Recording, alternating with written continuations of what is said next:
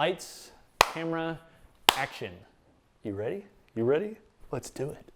So we're talking today about the Titan Yukon Bar. The Titan Yukon Bar is a $200 bar based on a bar that came out in around 2014, 2015. Actually, the bar that came out before that was the Buffalo Bar, but the Duffalo Bar is really the one that's basically been made popular. The Titan Yukon Bar takes a similar design. It's actually quite a bit different, but it'd be viewed in a similar manner and does it much cheaper. But just because it's cheaper, does that mean it's good? Does that mean it's worth buying? Well, you have to watch the rest of the video to find out. But before you do, make sure you subscribe. All right, let's talk about it.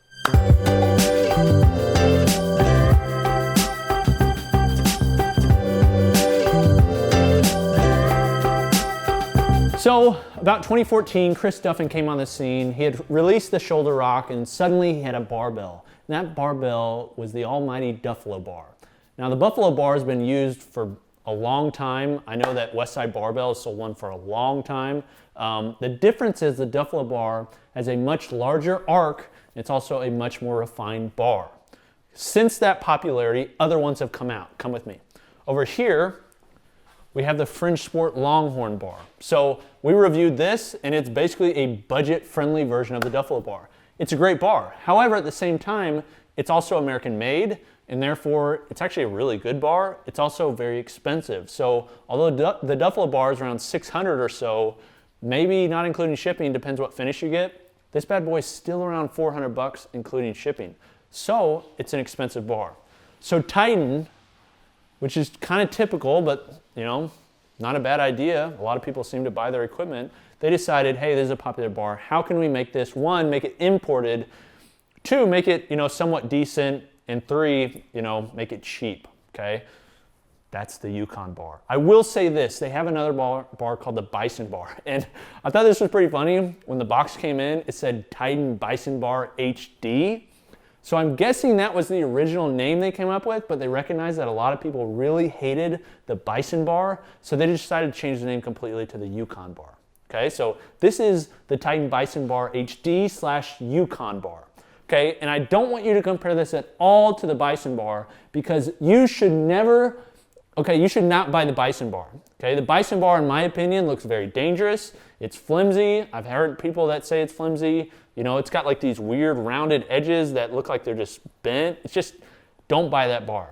However, this is their newer version and their version that's rated for 2,000 pounds.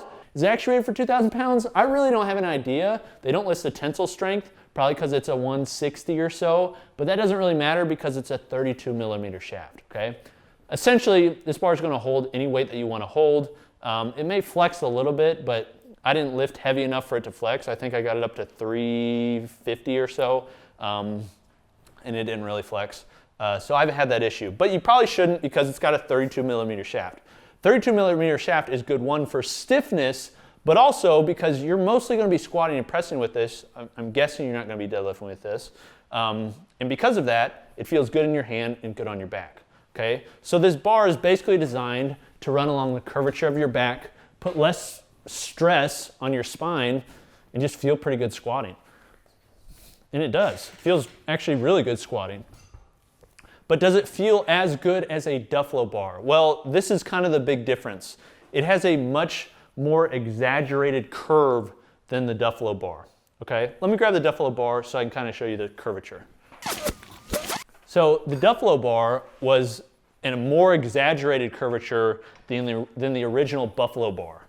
Okay, and it was one of the things that people talked about. Well, the Duffalo Bar is definitely a less exaggerated curve. You also have to factor in the Duffalo Bar has straight bar right here, whereas the Yukon Bar curves all the way to the sleeves. Okay, so it's a much more exaggerated curve. The difference that's going to be is the weight's going to be further out in front of you when you're squatting, because if you're squatting, you're bending over somewhat. So basically the point where the weight is, because it's curving rather than straight, it's going to lean farther out in front. So you're not going to be able to lift as heavy. However, does that make it worse? Not necessarily. It's just a different angle. But if you're saying like, I want an exact copy of a Duffalo Bar that's cheaper, then you should go with the Fringe Sport because it's a pretty much an exact copy. However, this is similar enough that I think for most people, it's not going to make a big difference. Now, The knurling on it is passive, okay? Especially in comparison to the Duffalo Bar or the others. It's a pretty passive knurl. It's coated in, I think this is a black oxide, kind of what it looks like. It's got bronze bushings, you know, they actually spin pretty good for just about any bar, actually. They spin really good. But you can notice the exaggerated arc. It's just a much greater arc. Now, this bar recently shot up to $200 from, I think, 180 or so. It may be because it's getting ready to be Black Friday, so they're going to discount it during Black Friday. I don't know. But for $200, it's still that's shipped too. It's still a much cheaper bar than the Duffalo Bar. Okay. Now, I do want to talk about something before I give you my recommendation that happened to me with this bar. So I'm going to show you. I'm going to move this out of the way first. So when I first got the bar in, I was lifting with it, and I typically put quite a few plates on one side before the other. So if I'm like going up to 245, I really don't have a problem putting a red and a blue on one side and then going to the other. I've never had it flip. However, I had this bad boy flip, and I'll show you. So this is what I did. We'll see if it happens. Because there's no flat spot, it just goes directly here and it kind of extends farther out. When I put this plate on, I'm going to do this lightly. I'm not trying to make this happen. But then it starts to pull. Didn't expect that reaction, but that's okay. Exactly. Okay. That was not, I mean, one, this is sandwich J-cups and it's a 47-inch rack. So if you have a 49-inch outside diameter like a Rogue, that may not be an issue. But Lynn, any tricks here? No tricks. This is even in the rack. So I just come up here. This is a 55-pound plate. I don't know if it would do it with a 45-pound plate.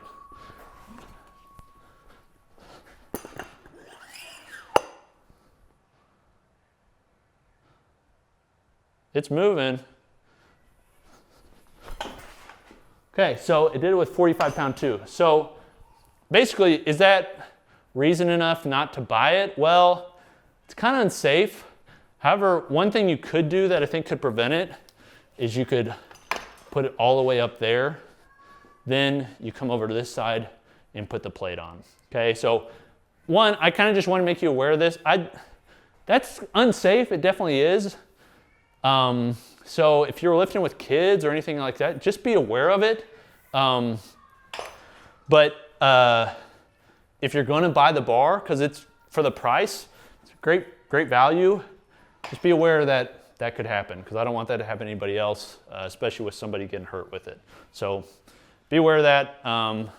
Also, one thing I do want to point out, it's actually not a bad end cap. Good job, Titan. So I like when they put end caps on specialty bars. It's something I've asked for a long time. I think they look good. Why not throw a little flare on there? So wanted to show that off with the snap ring. Coop, should I buy this bar? Is this a bar worth buying? Well, one, I showed you the potential risk there. So if that risk doesn't really matter to you, to me it doesn't matter too much, because what I'm going to do, because I know that, is I'm just going to slide it to the end, and then I'm going to put the weight on and then even it up. And then once you have 45s on each side, you're not going to have the problem as much. But it is something, you know, you should be aware of. So if you're not weary of that and you're looking for a good value version of a Duffalo bar, even though this is quite a bit more arched and a little bit different, this is a good option. This is an option that I would recommend from, you know, a lot of people that want a specialty bar, if you don't mind the potential safety hazard. Okay, I mean, for $200 shipped to your door for this bar that's shipped in a big box, very heavy, you know, it's a good specialty bar. Okay, that's what I think. Any other questions? Is that, you know, honest enough? I think it's pretty honest, right?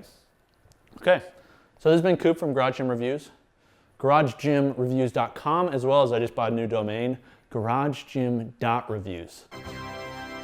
Epic.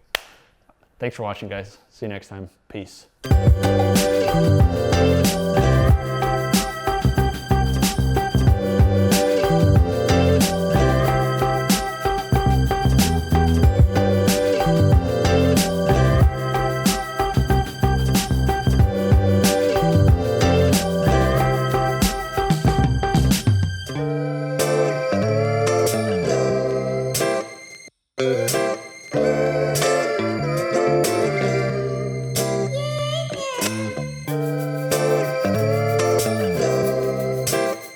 Bye.